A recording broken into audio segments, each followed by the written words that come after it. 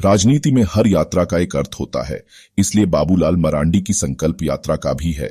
बाबूलाल के भाषणों को देखें तो यह साफ हो जाता है कि बाबूलाल की संकल्प यात्रा का मकसद सियासी है। बाबूलाल की संकल्प यात्रा का मकसद समझने के लिए अतीत में पीछे लौटना होगा।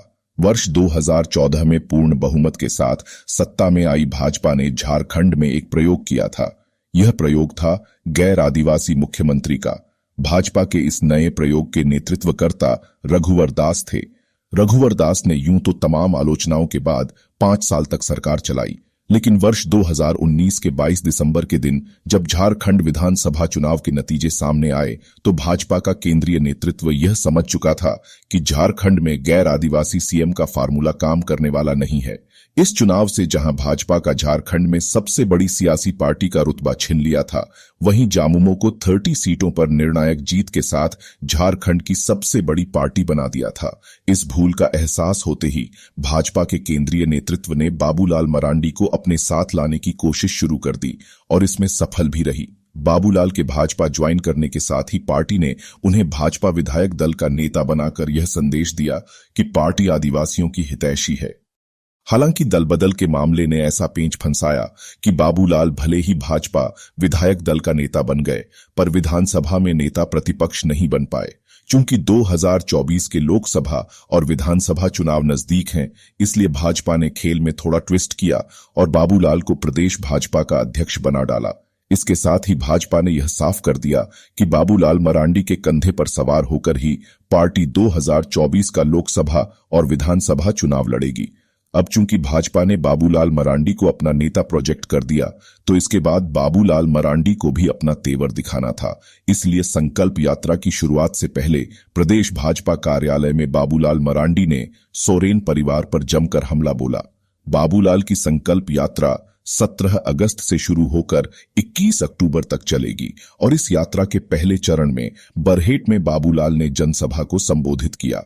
इससे साफ है कि बाबूलाल मरांडी और भाजपा का पहला टारगेट हेमंत के गढ़ बरहेट में उन्हें चुनौती देना है। चूंकि यात्रा लंबी चलेगी, इसलिए बाबूलाल मरांडी के लक्ष्य को हम पहले जान लें तो अच्छा रहेगा।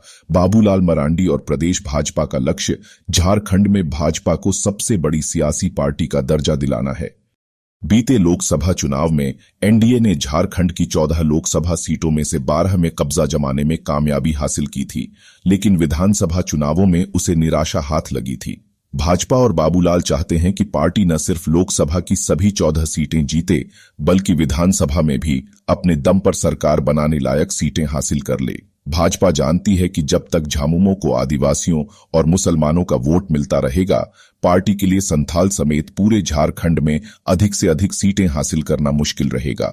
इसलिए भाजपा ऐसे दांव चल रही है जिससे सोरेन परिवार को बदनाम किया जा सके। हालांकि पहले भी भाजपा ने अपने इस तीर का राजनीतिक प्रयोग रघुवर दास के कार्यकाल के दौर में किया है, पर नतीजे उत्साहजनक नहीं आए और झामुमो और मजबूत होकर उभरा है। चूंकि भाजपा ने प्रदेश भाजपा की कमान बाबूलाल को सौंप दी है, इसलिए बाबूलाल मरांडी के सामने अब करो अथवा मरो की स्थिति है।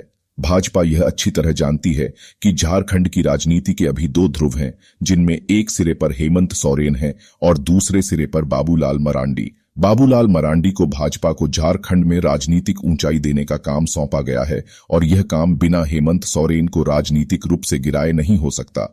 इसलिए भाजपा ने इस दिशा में काम शुरू कर दिया है। बाबूलाल मरांडी की संकल्प यात्रा की शेड्यूल देखें तो यह यात्रा तब खत्म होगी जब 2024 के विधानसभा और लोकसभा चुनाव का माहौल बन चुका होगा। इस यात्रा से बाबूलाल न सिर्फ मतदाताओं से सीधे कनेक्ट होंगे, बल्कि क्षेत्र की समस्याएं जानने के साथ कार्यकर्ताओं को भी रिचार्ज करेंगे। इस तरह बाबूलाल की यह संकल्प यात्रा हेमंत सरकार के कार्यों और नीतियों पर हमला बोलने के साथ पार्टी को संजीवनी देने के लिए भी है। अब सवाल उठता है कि क्या बाबूलाल मरांडी संकल्प यात्रा के जरिए भाजपा और खुद को बुलंदियों तक पहुंचा पाएंगे? इस सवाल का जवाब आसान नहीं है। आसान इसलिए नहीं क्योंकि सब कुछ जनता के मूड और तत्कालीन परिस्थितियों पर निर्भर करता है।